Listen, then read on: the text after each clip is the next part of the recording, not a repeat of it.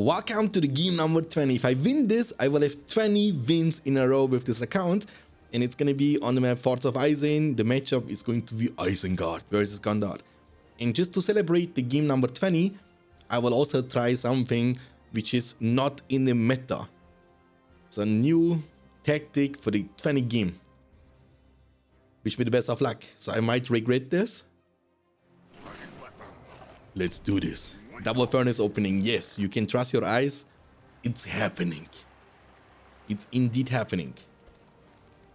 I'm gonna go for 3 furnaces. I'm gonna actually play Isengard like I play Gondor. Because we have no stable, but we do have a ward pit. And that is going to be our target in this game number 20. Uruks of Isengard. Don't let me down. I was cursed for multiple months, even years, to play this beautiful faction. Now, do it for Saruman. So I hope that he didn't get to this point. And that's something you can do. But it's hard to tell if it's mathematically correct. I think you will have much greater resource at the beginning of the game, but your early game in exchange will be super weak.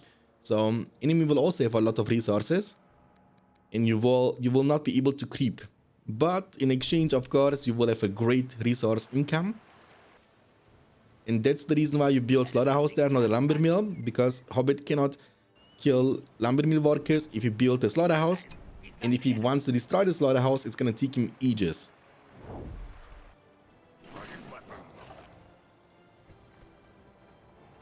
So I want to actually use this Uruks to try to regain my control of my side of the map.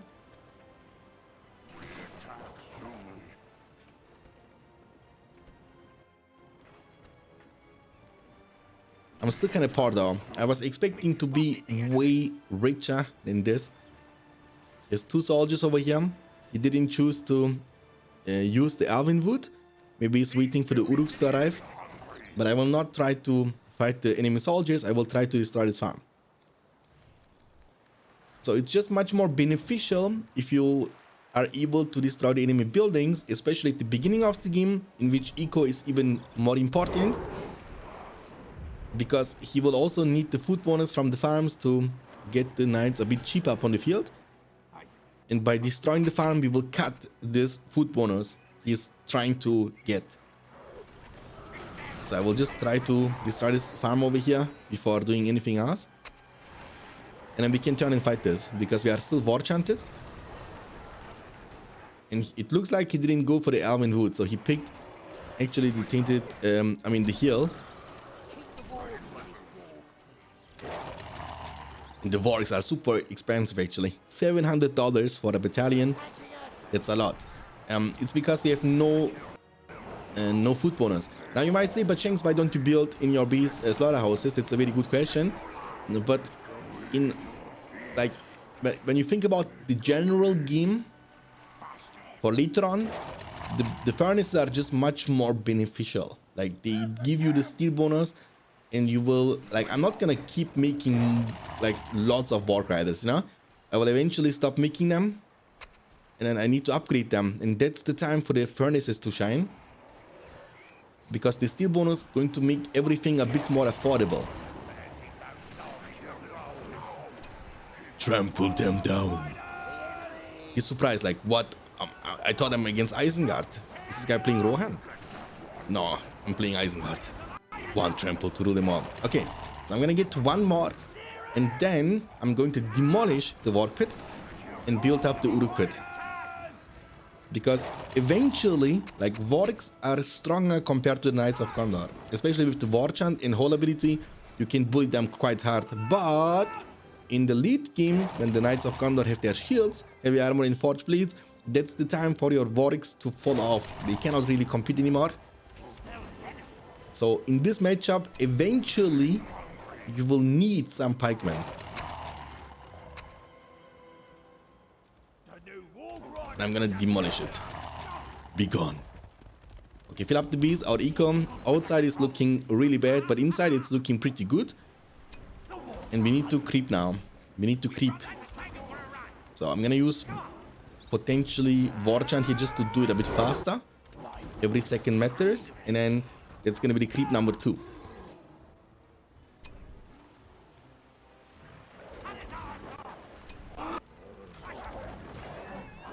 It's on cooldown.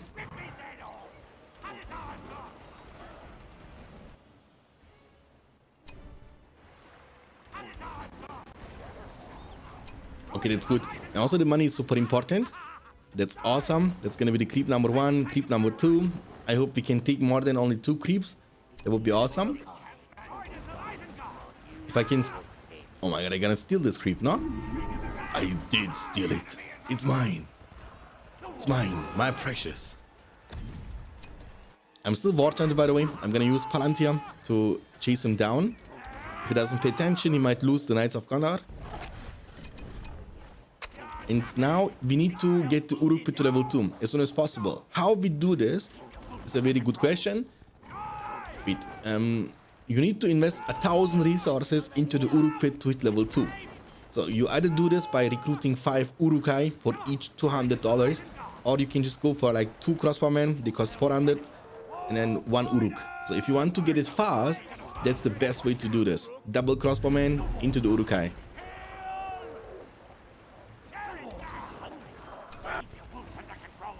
So we took 3 creeps. I think he also took 3 creeps.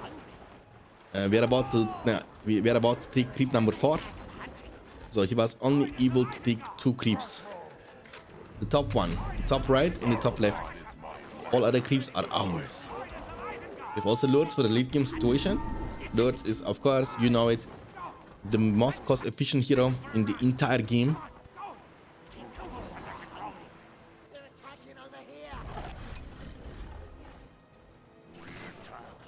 Hide them. Because we have no upgrades, so if he comes to my bees, he can trample into them. That would be horrible.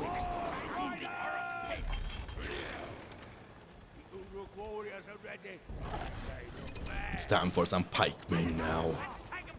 Let's do this.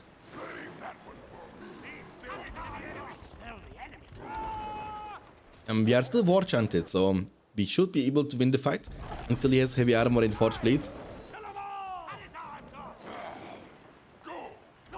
But by the time he has the forged blades and heavy armor, we will have some pikemen ready to fight.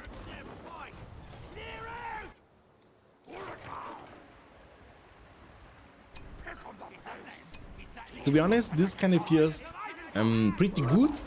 I think it would be feeling much better if you could manage to get a bit more food bonus at the beginning of the game, like maybe two outer settlements with the slaughterhouse for some discount on the Warwick, so your Warwick rider number 1 would be on the field way quicker, and that would make this build order much more fresh, like much more reliable. Okay, Lord's getting some experience, that's dope. We need more pikemen, but also we need upgrades. Also very important.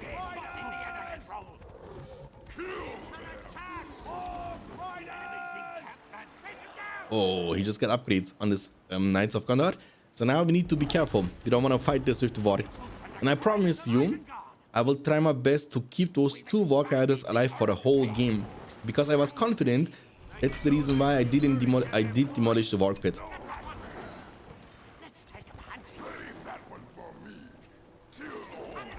Okay, we are level 2. That's good. We need only 1 more level, and then we are good to go. Forge Blades about to be purchased. That's great. And map control is also looking good, but it's gonna look greater very soon. All we need are some more pikemen, and then we are good to go.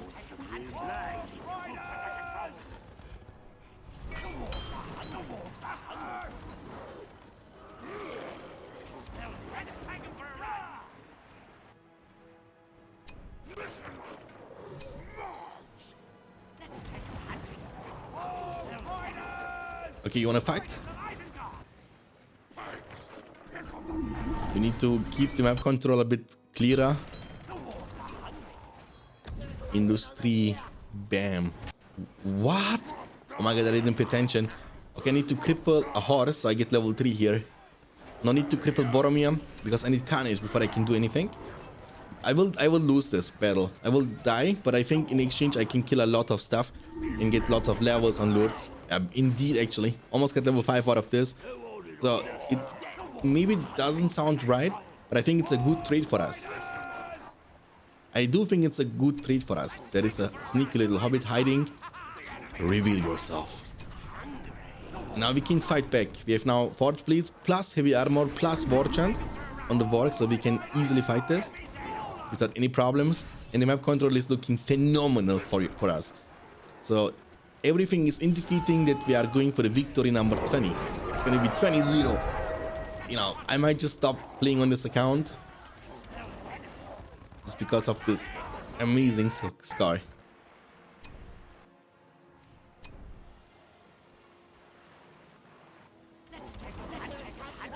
And we put him in jail with the Vorks. My Vorks are hungry.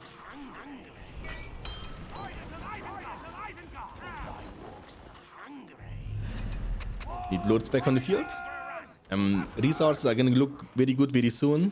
I just built multiple slaughterhouses. I don't know why. I think the reason why I want to do this is because I don't have to build anything at this point in my castle, so I don't really need the wood bonus, you know. Plus, I don't want to waste my command points for some laborers, so you don't need this. Okay, he has 2 knights, plus he has Boromir leadership, so...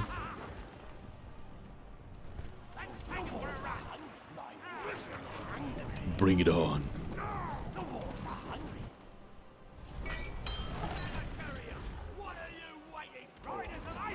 I'm waiting for the pikemen to arrive. That's gonna be making it way better. So now we can fight. Do you have a hero? I have a pikeman. But maybe I want to get heavy armor first. So here the micro is super important.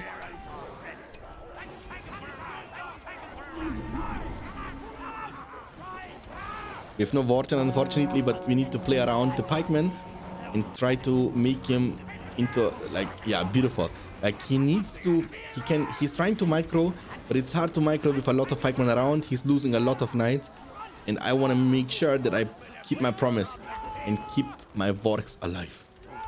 He lost all the horses, by the way. He lost every single one of them. We can demolish this. Lord's almost back on the field. That's good. Save the army.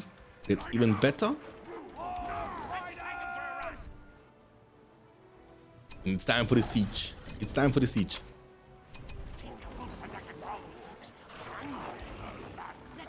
The whole map is ours.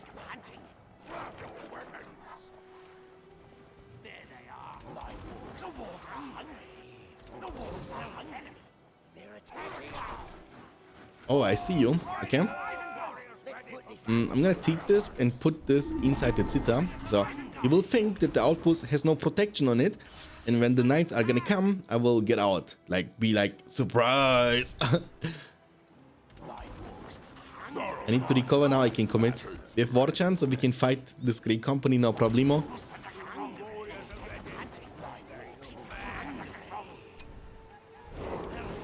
Don't trample, press S before you go for a trample, S, and fight them in melee. If you trample them, they are immune to be trampled, they won't get damaged, and you will get damage in return. So here you want to fight them in melee. Right before, like when you close the distance, and you are in front of them, just press S button, and a right click. So you don't trample, you fight with your swords. And that's how you win the battle quite easily, as you can see. It's time now to make some infantry combination.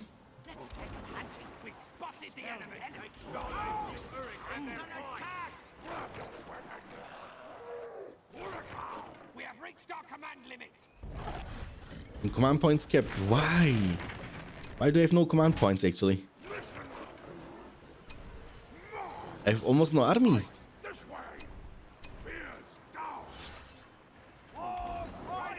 I cannot siege him because I have no space in my command points.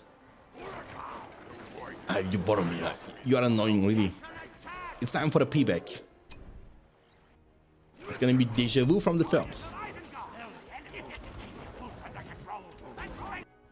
Look, on the Pipa, lords and also Lords and also Boromir have the same amount of movement speed, but we have a tool like this which will boost our speed, so we can close the distance to any hero on foot. Lords with the Palantir can catch anybody on the foot. And once you close the distance, you cripple, and we are no cowards. We are turning this into a 1v1 situation. It's you and me, buddy. Just like in the films. I don't know, where's my army actually? I cannot make army. That's the problem.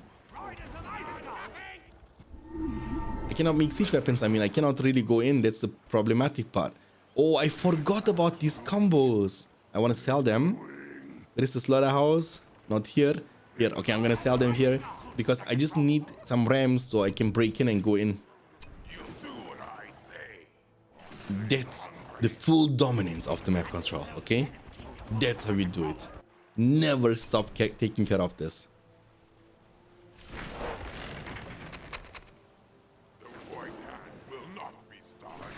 Bring it on. Here's one farm, and that's about to be destroyed. Everything else is under our command. Knock, knock. I don't want to gate rush you actually. Just get out and fight. Oh, here's Gandalf the Grey. What are you gonna do, little boy? You cannot even use Easter light on me because you are grey. Surprise! Look what I got for you here. It's gonna call it GG well played. That's gonna be the victory number 20, boys. GG well played. We won 20 games in a row without being defeated once. The score is 20-0 on this account. I hope you guys are proud of me. We are only ranked 35 though, because you know, we didn't play too much. But the ranking is 20-0. GG well played. I hope you enjoyed. If you did, leave a like, subscribe. I will see you next time. Until then, take care of yourself. Keep hitting like a truck. And as always, stay beyond standards. Peace out, boys.